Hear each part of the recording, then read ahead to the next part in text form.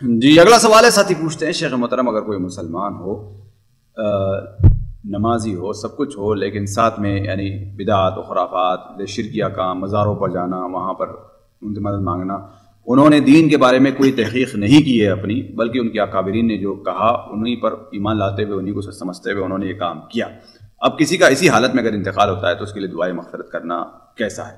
دیکھیے ایسے لوگوں کی دو صورت ہے. ایک صورت تو یہ ہے کہ انہیں اس کے بارے میں علم ہوا ہی نہیں کہ ہاں بھائی یہ چیزیں غلط ہیں، ہے نا. اب مثال تو اگر مناظرے ہو رہے ہیں، یہ ہو رہا ہے وہ ہو رہا ہے دونوں طرف سے، تو اس کو حق بنتا ہے کہ غور سے سنیں. لیکن یہ کہ صرف ایسے سنتا رہا کہ ہے نا، اور کہ یہ بھی ہے وہ بھی ہے، لیکن یہ کہ وہ اپنے علماء کے تقلید میں یا اس میں کرتا رہا، اس سے انتقال ہو گیا، تو انشاءاللہ اللہ کے نزدیک کو معذور سمجھا جائے گا. اس لیے کہ میں جس بات پر مطمئن ہوں یہ ہے کہ عقیدے کے معاملے میں بھی عذر مقبول ہے.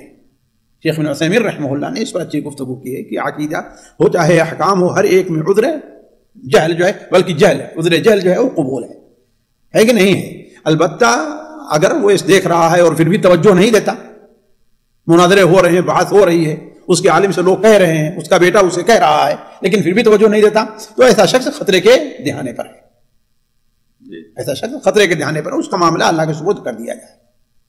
دعائے مغفرت پھر نہیں کی جائے. جی نہ کی جائے اس کے لیے، اس کی نماز جنازہ بھی نہ پڑھے. ہاں لوگ پڑھ رہے ہیں، منع نہیں کریں گے، کسی منع نہیں کریں گے، لیکن ہم پڑھنے سے اس لیے کہ یہاں پر اس کا حق بن رہا تھا کہ وہ تحقیق کرے، وہ سوچے، ہے کہ نہیں. دنیا کے معاملے معمولی چیز ہے، اگر اسے کوئی کر دے یہ چیز نقلی ہے تو 50 اس میں فکر کرنا شروع کرتا. دین کے بارے میں کیوں نہیں فکر کرتا ہے وہ.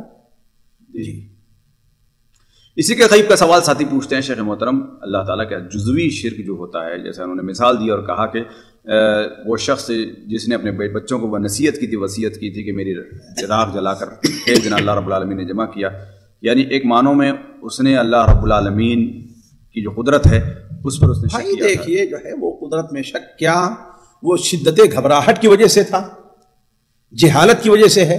تو علی کل حال اس سے پتہ چلتا ہے کہ اس قسم کے آدھار اللہ تعالیٰ کے نزدیک مقبول ہیں، اللہ کے نزدیک مقبول ہیں. اس لیے کہ اللہ کے رسول صلی اللہ علیہ وسلم نے اس بات کے بطور تعریف کے کی ہے، نہ یہ کسی مجرد قصے کے. مجرد بطور، اگر مجرد صرف قصہ ہوتا تو کہتے ہیں ہاں بھائی یہ پچھلی قوموں کا ہے، ہمارے یہاں یہ حجت نہیں ہے، لیکن آپ نے اسے بطور تعریف کے کی ہے. لہذا اسے خواہ وہ شدت خوف کی وجہ سے ہو، وہ گھبرا گیا اتنا کہ اسے سمجھ میں نہیں آیا، یا یہ کہ اس کا علم اتنا ہی ہو، اس کا علم اتنا ہی ہو. علی کل حال وہ حدیث بالکل صاف ہے کہ وہ اللہ تعالیٰ کے نزدیک ناجی سمجھا گیا ہے. جی تو ایسے اس کی جس کسی کی حالت ہوگی اللہ تعالیٰ اس کے عذر کو انشاءاللہ قبول فرمائے گا.